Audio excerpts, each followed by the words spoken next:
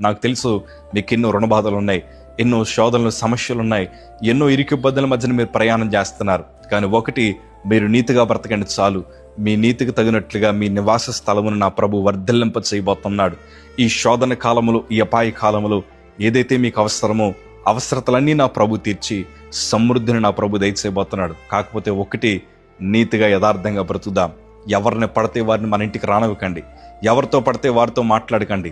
మనల్ని ద్వేషించేవారు మనతో ప్రేమగానే మాట్లాడుతున్నారు, మనకు గొంతు కోసేవారు మన పక్కనే స్నేహం చేస్తూ ఉన్నారు, మనకు అబద్ధాలు చెప్తున్నారు, మోసం చేస్తున్నారు. ఎందుకో తెలుసా? నీలో ఉండే ఆ ప్రేమ స్వరూపైన దేవుణ్ణి నీలోంచి తీసేయాలని సాతాను ఎన్నో ప్రయత్నాలు చేస్తున్నాడు. యేసు రక్తముల శోధన నుండి మనకి విజయము కలుగునుగాక. దేవుని కోసం మనం నిలబడదాం, పాపాన్ని జయిందాం, పాపాన్ని అణిచివేద్దాం, క్రీస్తు కొరకు బ్రతుకుదాం. ఈ యూట్యూబ్లో ఉన్న మీ అందరితో నా ప్రభు మాట్లాడుతున్నాడు. మీ అందరినీ నా ప్రభు రాబో దినాలు సాక్షులుగా నిలబెట్టబోతున్నారు. God bless you all. Praise the lord.